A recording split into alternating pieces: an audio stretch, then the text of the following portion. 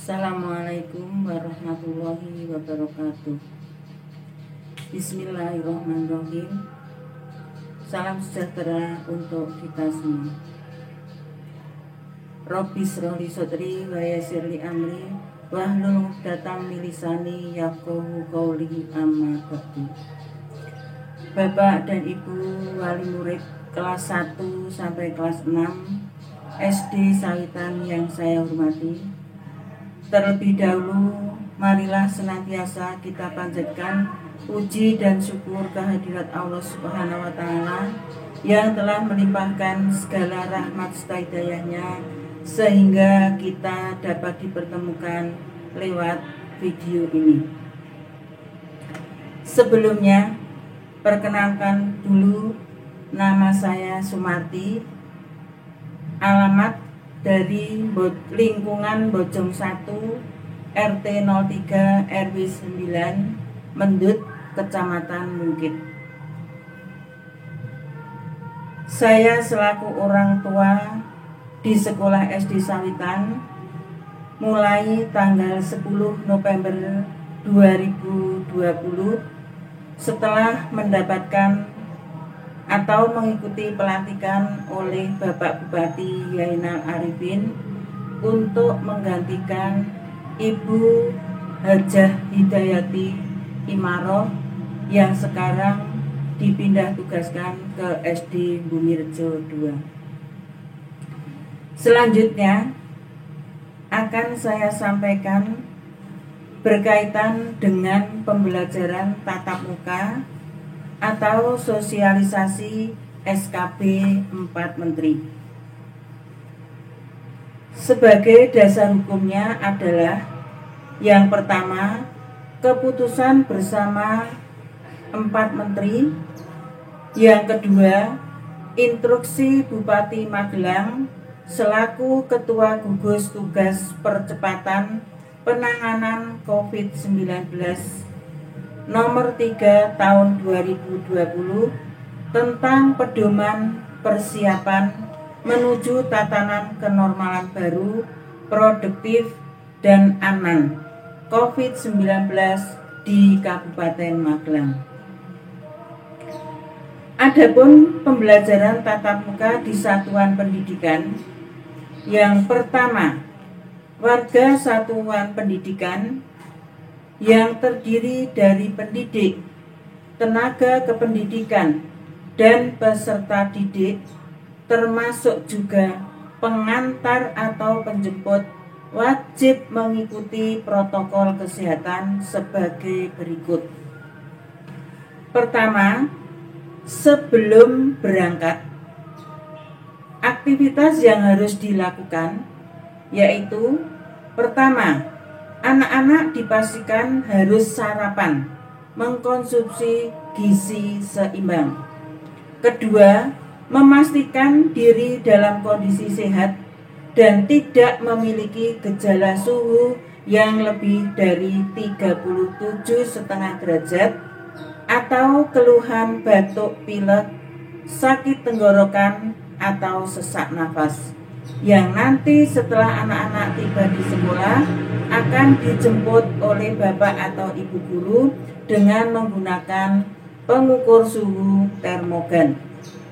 Ketiga, memastikan menggunakan masker kain yang terdiri dari 3 lapis atau masker sekali pakai. Yang keempat, sebaiknya membawa cairan pembersih tangan atau hand sanitizer atau yang sudah disediakan oleh sekolah. Yang kelima, anak-anak harus membawa makanan beserta alat makan dan air minum sesuai kebutuhan dari rumah. Tidak boleh jajan di sekolah, karena di sekolah tidak ada yang menjual makanan. Anak harus betul-betul dibekali makanan dari rumah.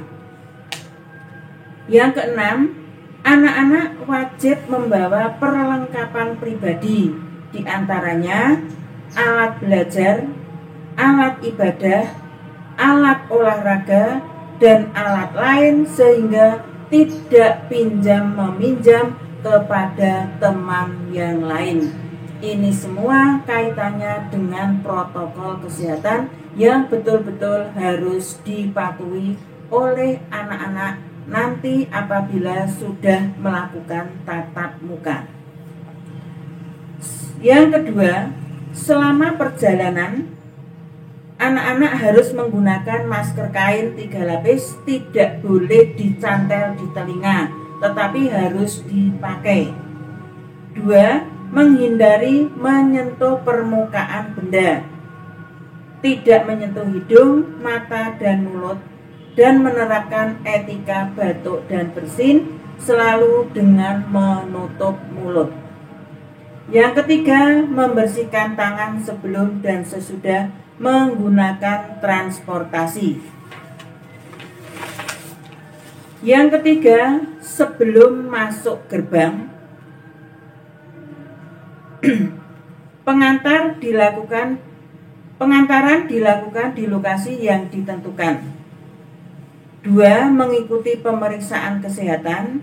3. Melakukan CTPS, cuci tangan pakai sabun. 4. Untuk tamu harus selalu mengikuti protokol kesehatan. 4.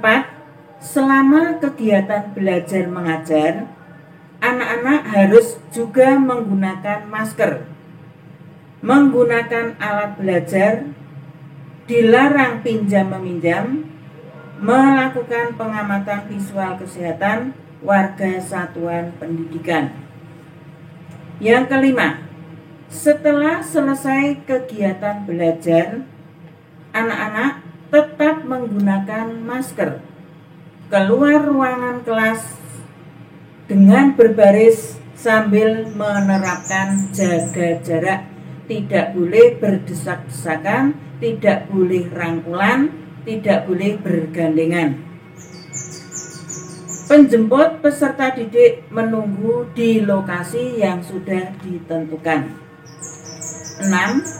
Selama perjalanan pulang dari satuan pendidikan, anak-anak tetap menggunakan masker, hindari menyentuh permukaan benda, dan membersihkan tangan sebelum dan sesudah menggunakan transportasi.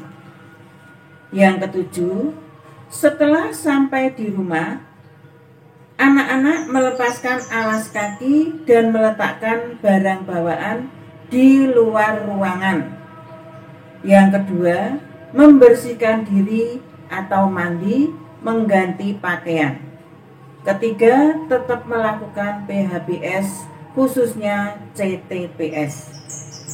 Yang keempat, jika warga satuan pendidikan mengalami gejala umum seperti suhu tubuh yang lebih dari 37,5 derajat atau keluhan batuk, pilek maupun sakit tenggorokan ataupun sesak nafas setelah kembali dari satuan pendidikan, maka warga satuan pendidikan tersebut diminta untuk segera melaporkan pada tim kesehatan pendidikan.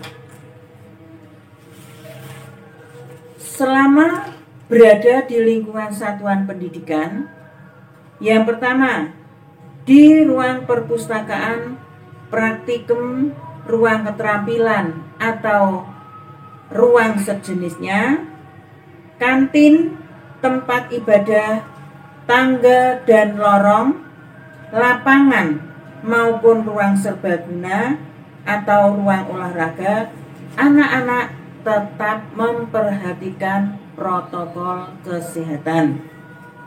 Untuk lebih jelasnya, lebih rincinya, nanti Bapak dan Ibu guru masing-masing wali kelas akan mengirim video atau mengirim berkas yang dapat Bapak Ibu baca lebih lengkap.